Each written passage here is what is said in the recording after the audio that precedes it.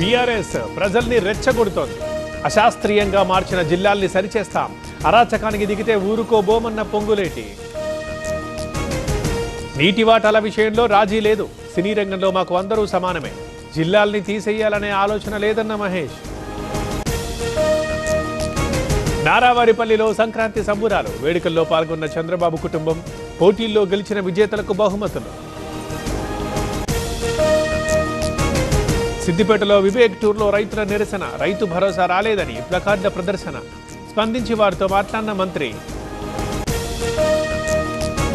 కోనసీమ బ్లోఅవుట్లో భద్రతా వైఫల్యం, deep industries కి ఓఎన్జీసీ బావులు ఇవ్వడమేంటి, మంత్రులు తప్పుదో పట్టిస్తున్నారన్న భూమన.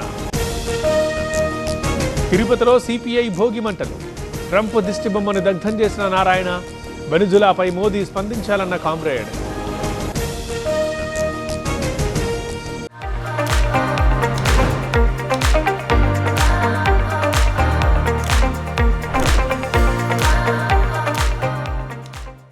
గుంటూరులో వైసీపీ సంక్రాంతి సంబరాలు, ఏర్పాట్లను పరిశీలించిన అంబటి, భోగి మంటలు వేసేందుకు భారీ ఏర్పాట్లు.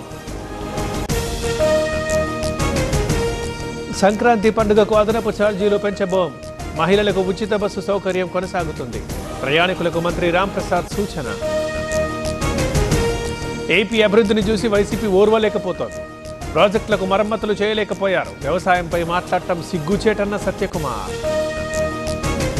ఉపాధి హామీపై అసత్య ప్రచారం చేస్తున్నారు, అన్ని రంగాల్లో అభివృద్ధి కోసమే జీరాంజీ పథకం, గాంధీ పేరు ఫోటోతోనే స్వచ్ఛ భారత్ ఉందన్న డీకే అరుణ. వికారాబాద్లో యువతి ఆత్మహత్య, ప్రియుడి మోసమే కారణమని ఆరోపణ, మనస్తాపంతోనే సూసైడ్ చేసుకుందన్న పేరెంట్స్.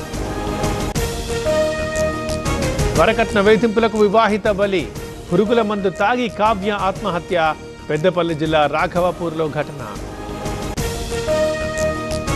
బండ్లగూడలో భర్త ఇంటి ముందు భార్య ఆందోళన, 5 ఏళ్ల నుంచి తమను వదిలేశాడని ఆరోపణ, పిల్లలతో కలిసి బైఠాయించిన భార్య. నిజామాబాద్ జిల్లాలో ప్రాణం తీసిన లోన్ యాప్, మాఫింగ్ ఫోటోతో యువకుడి బెదిరింపులు, మనస్తాపంతో ఉరివేసుకున్న సంజయ్. విజయనగరంలో 2 దేవాలయాల్లో చోరీ, హుండీ పగులగొట్టి దోచుకెళ్లిన దొంగలు, సీసీ కెమెరాలో చోరీ దృశ్యాల రికార్డ్. అంధుల క్రికెట్ టీం కెప్టెన్ దీపికకి రాష్ట్రపతి లేఖ, రిపబ్లిక్ డే వేడుకల్లో పాల్గొనాలని ఆహ్వానం, ఎంతో సంతోషంగా ఉందన్న క్రికెటర్. హైదరాబాద్ విజయవాడ రోడ్డులో ట్రాఫిక్ జామ్, అబ్దుల్లాపూర్ మెడ్ దగ్గర కర్రల లోడ్ లారీ బోల్తా, హైవేపై భారీగా నిలిచిపోయిన వాహనాలు. వీధి కుక్కలపై సుప్రీంకోర్టులో కీలక ఆదేశాలు, కుక్క కాటుతో పిల్లలు వృద్ధులు చనిపోతే యజమానిదే బాధ్యత, భారీగా పరిహారం ఇవ్వాలని ఆదేశాలు. దేశవ్యాప్తంగా గిగ్ వర్కర్లకు ఊరట, 10 నిమిషాల ఆన్లైన్ డెలివరీ నిర్ణయం ఎత్తివేత, ఆదేశాలు జారీ చేసిన కేంద్ర మంత్రి మాండవియా.